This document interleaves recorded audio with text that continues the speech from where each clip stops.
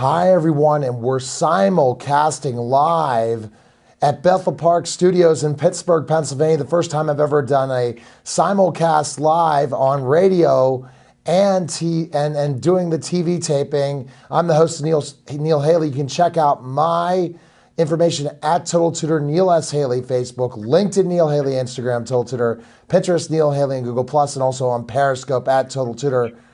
And I'm excited to welcome the program star of BPTV, Selling It in Atlanta, Gwendolyn Boyd Moss. Gwendolyn, thanks for calling, and how are you? Oh, I'm doing great. Thanks for having me on.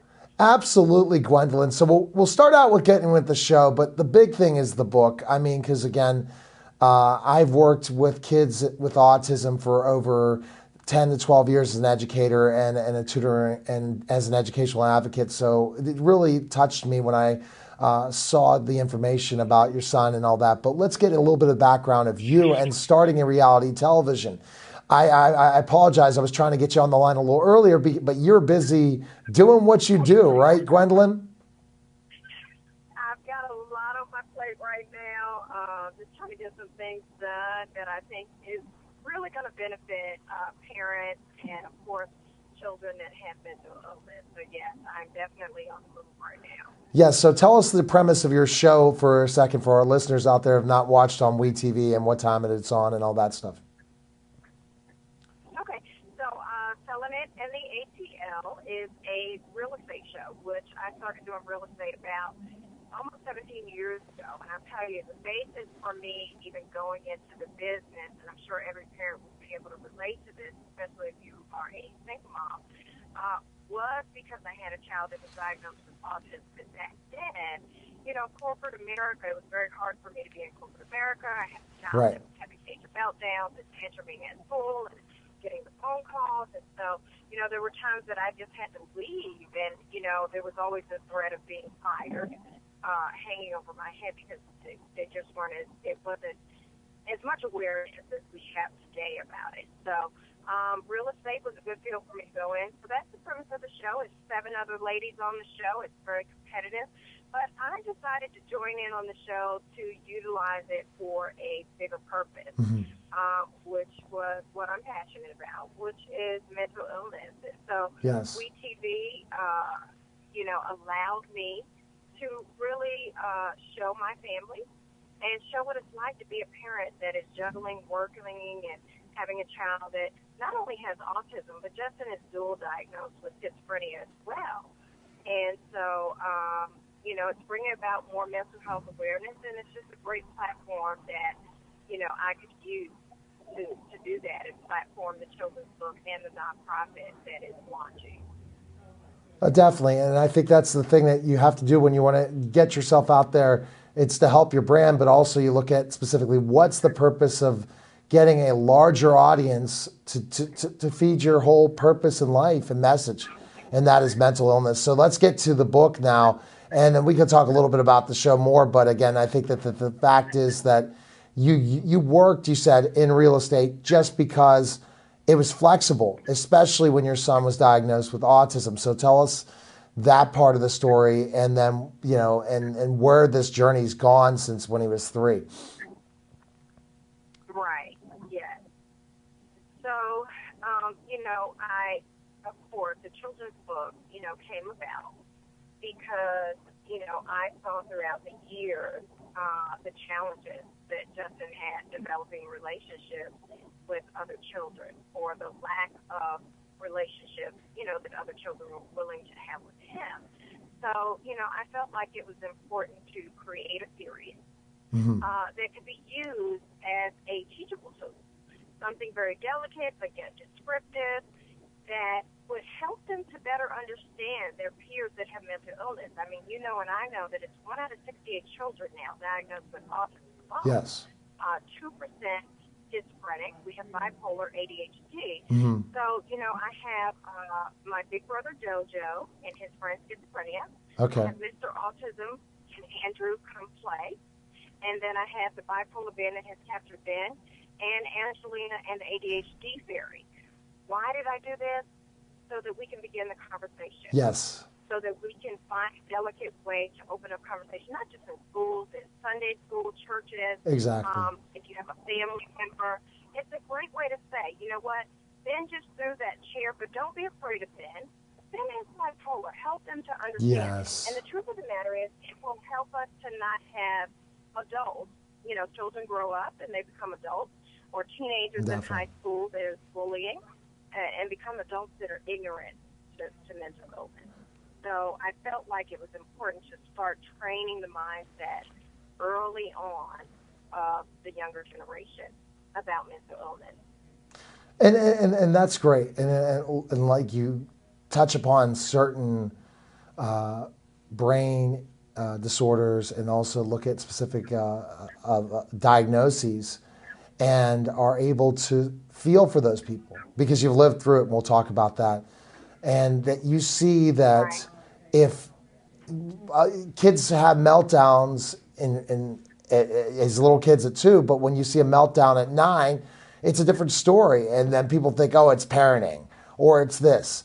These children's books will help educate not just the parents that have children with disabilities, but also their friends, other parents, other people, to understand this is okay. We have to understand more about kids with disabilities and adults with disabilities, and be more understanding, Gwen. And I think you completely, that's why you're doing this. This is a message to say, you know what? We are still not understanding enough. We don't want to fully include kids in the classroom anymore because they're too noisy. We want to make all these blames instead of really working as a community.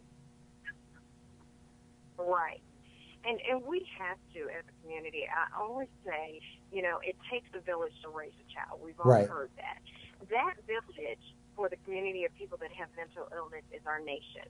Yes. And if we don't really begin to understand that concept, that even if it doesn't affect your household directly, you don't have a child with mental illness, or you don't have a family member, we see these situations in the press that come about. We see the Colorado movie theater shooting. We see, you know, Sandy Hook. We see all these situations, and then we say, where are the parents, or what happened? No, where are they? We've got to do some things early on as these numbers are growing to help the parents, to help these children, so that we don't have these kind of situations later on that do affect the communities that don't necessarily have it in their home. I completely agree with you, and then they help. So, for example, if a mom has 2 other kids and one has autism, the parents don't look like, what are you doing? They're going to go and pitch in. Oh, can I hold your baby while you handle this issue? If we more and more work as a community, and then in the classroom, we understand that it was a rough day, and your other son wasn't able to get their homework done because of a meltdown in home. We're just not understanding about kids with disabilities, and through these books, you're able to do that. And then when you go and do a book signing or a reading, then you get to share more than you're able to even to share on your television show, which is your mission. Right, yes. It is my mission. And, you know, that's the other reason why, you know, I've developed the nonprofit also, which I will officially launch. I have gotten the website up, which is myspecialfriends.org, and the official launch will be in April. Awesome. My first fundraising event will be in April here in Atlanta, to launch for Autism Month. Oh, well, that's perfect, because we'll probably air this right after Easter for TV, but radio will go out in syndication next week. So you'll get 2 flows of this. You'll get the radio exposure, then you get the television exposure. So that's excellent how things worked out, and definitely want to jump this the week before Autism Month. So I want to get in a little bit in the books later, but I really want to get back into your family and your son that was diagnosed at 3, because you chose again to get involved in real estate. So how challenging was it once you figured out that he had autism, and what you had to do and how you had to change your life in so many ways?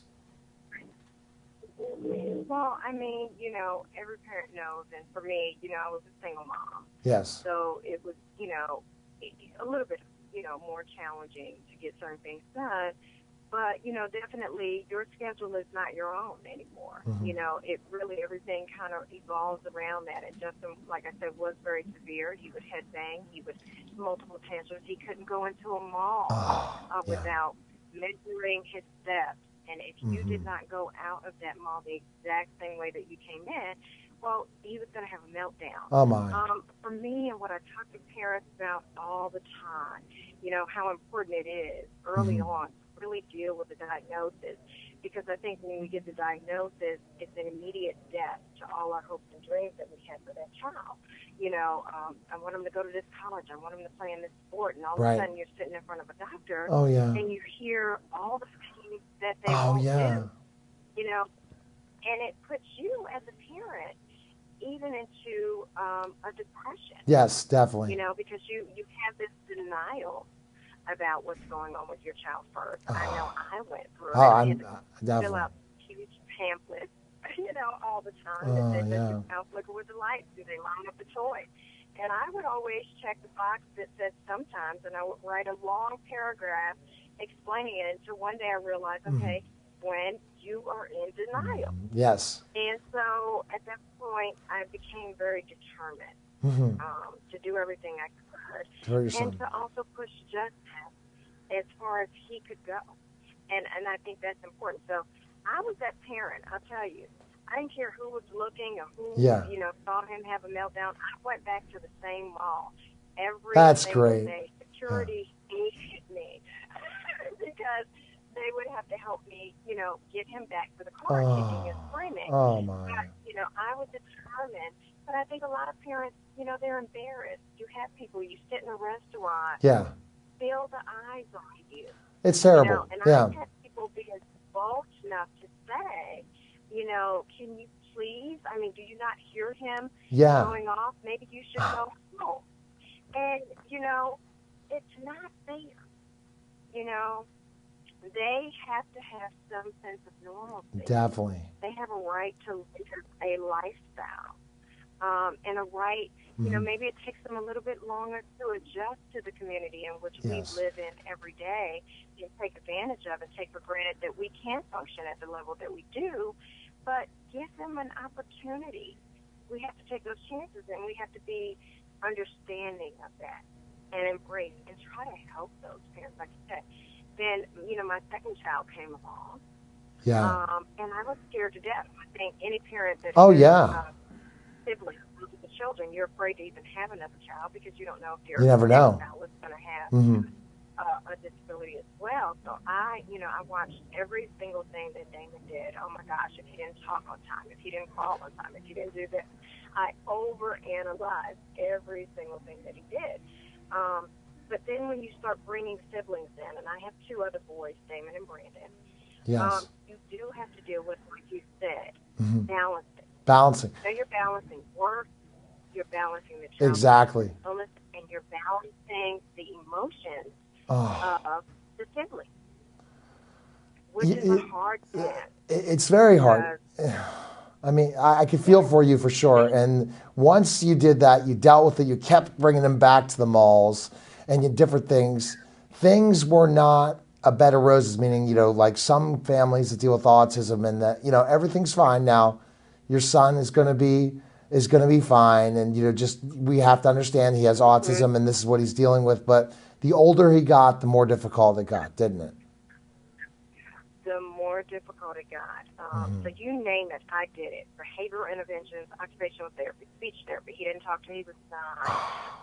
Chelation treatment, testing for mercury in the system. You know, I was willing to try everything that I could, and I spent, you know, days, 4 times out of a 7-day week, going to different therapies, you know, dragging along the other children. So, you know, but it's a lot of work, and, you know, and the battling with the school system. Yes. You know, that's the other thing. And that's why, when we get back, we're going to talk about that, Gwendolyn, because we're going to have to take a quick break. When we get back, we'll talk about that, because I'm an educational advocate, and I'm in fights all the time with school districts. And I completely understand what you go through.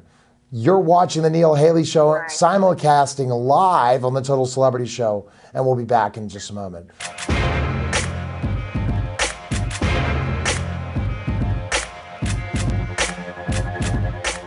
Hello, my name is John Bauer. I'm a paramedic supervisor with Tri-Community South EMS. I would like to tell you about hands-only CPR. If you see a teen or adult collapse, call or have someone call 911. Bare the victim's chest. Place one hand on the center of the chest and interlock both hands. Compress the chest fast and hard. Press 100 times a minute to the beat of the song Staying Alive. This will give you the correct rate for your compressions. Do this until EMS arrives. Stop CPR if you are too exhausted to continue. These two simple steps can double the person's chance for survival. Doing these steps can mean the difference between life and death. For more information on CPR training or our Speakers Bureau, go to tcsems.org or call 412-831-3710.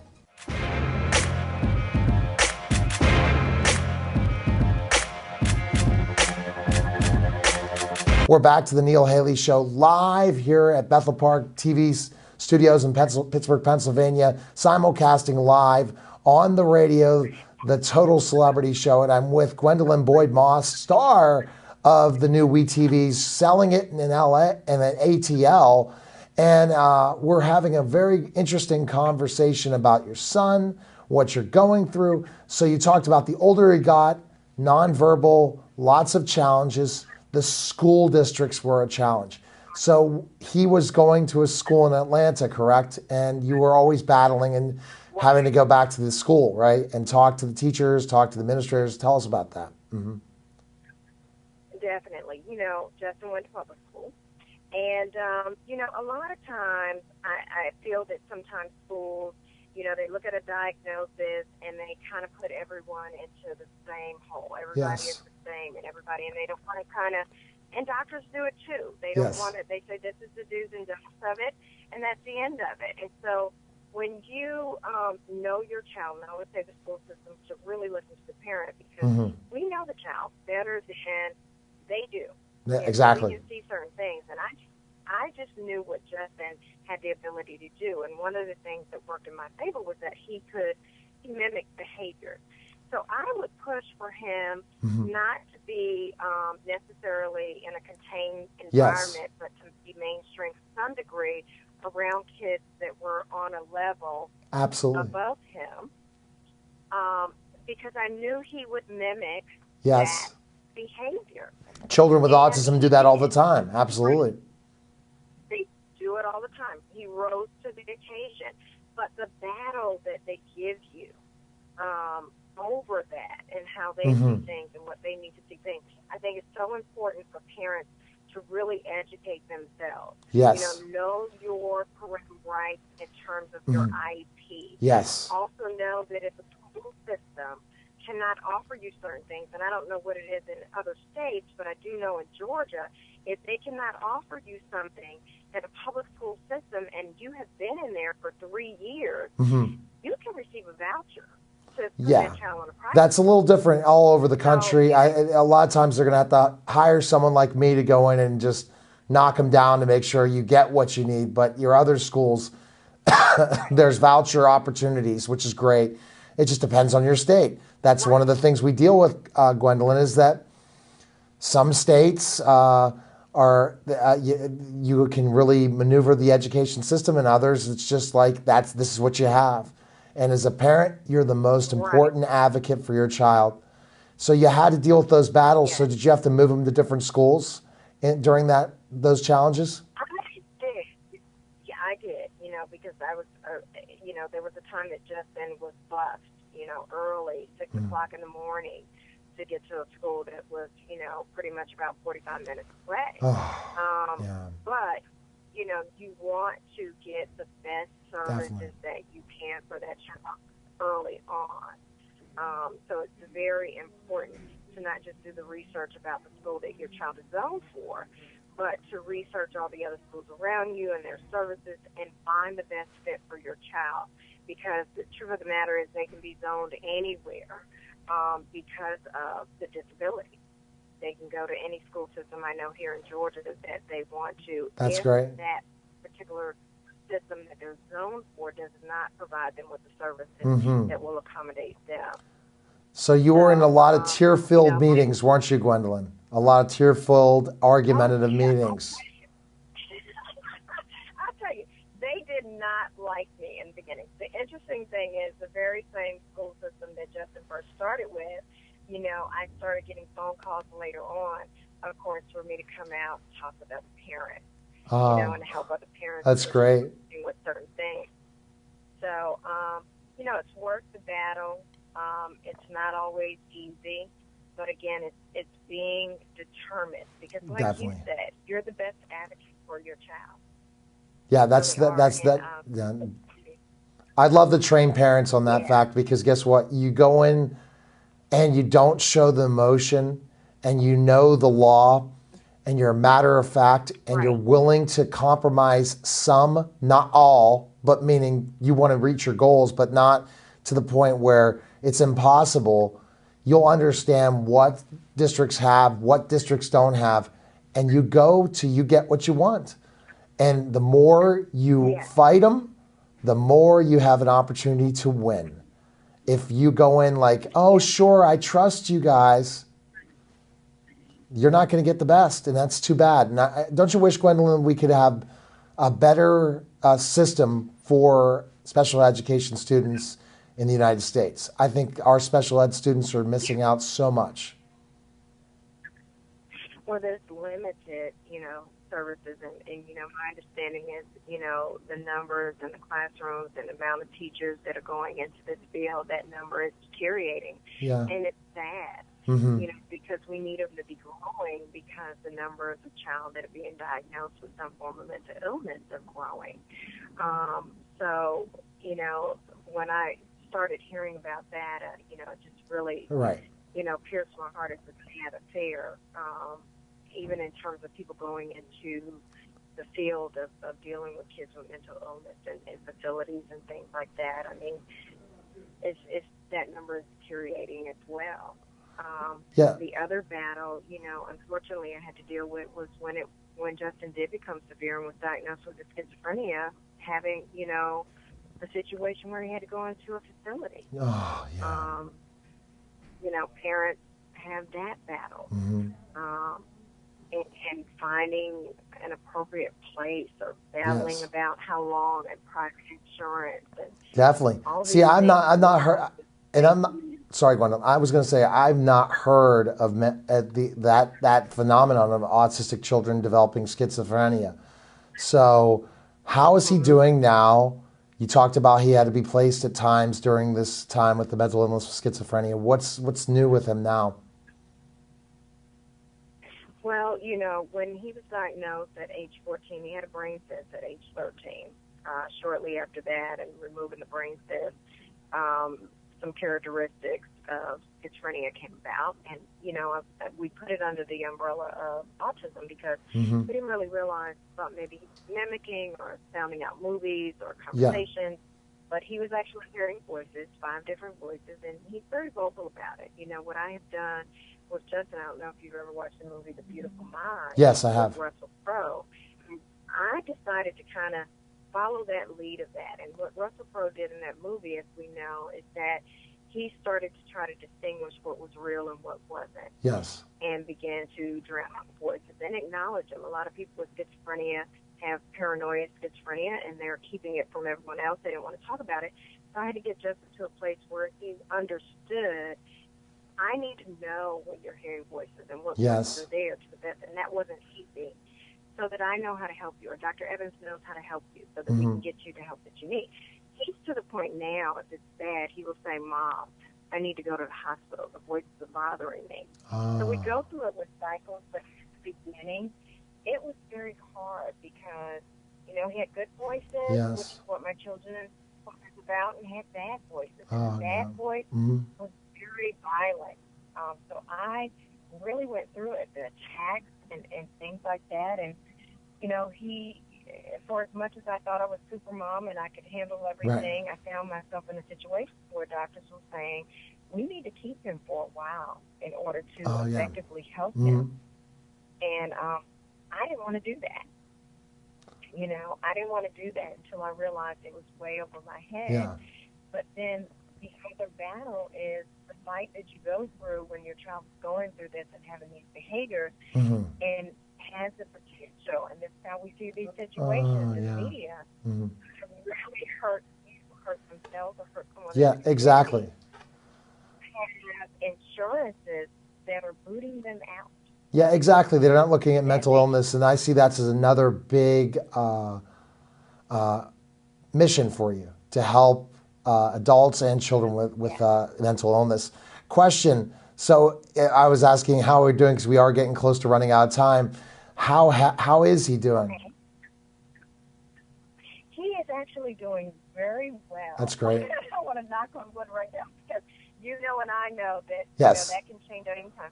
We definitely have times, you know, he's hearing the voices. He hums very loud at night at 2 o'clock in the morning, and, you know, we'll get up and things like that. So we have moments, but nothing to that degree.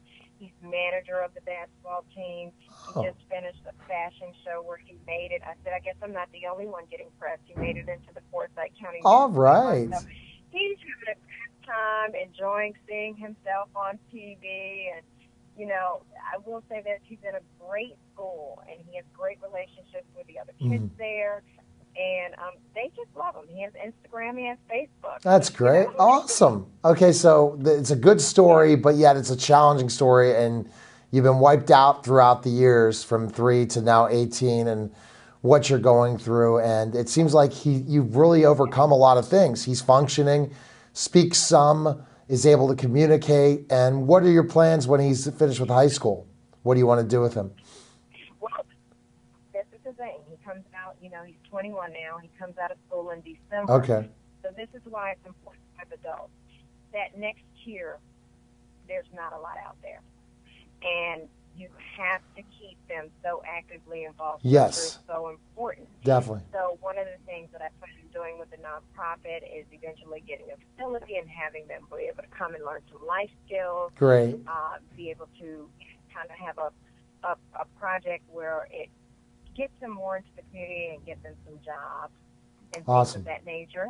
And, you know, hopefully get some living accommodations. I mean, I do real estate, you know. Possibly get some upscale Great. in a complex where we can have some adult living communities for people that have mental illness. Great. You have a great thing. You have a tremendous mission. Best place to find information on your website, and tell me when WeTV's selling it and the ATL is on as well for our listeners and viewers. Well, we just finished our last, we finished our last episode. We are getting ready to probably start filming again soon. We were coming on Thursdays at 10 p.m. on WeTV. They can watch it on demand right now. Okay. And the website, like I said, for the organization is My Special Friends with a Z for friends.org. And then I also have another website, Gwen Boyd Moss, and everything with me, Twitter, Instagram, Snapchat. All right. Stuff that we do now is Gwen Boyd Moss. Well, you're fantastic. Best of luck. We'll stay in touch, especially with the whole autism thing where I'm an advocate and stuff like that. And whenever we need to have you back to talk about those things, just reach out to me. Best of luck in season 2 and with the book. So thanks again for calling. Take care. Thank you again so much. It was a pleasure talking and sharing. I enjoyed it a lot. Thanks again for the time. Okay, take care. All right, bye-bye. All right, that was the Neil Haley Show and also the Total Celebrity Show. Take care, guys, and we'll see you next week.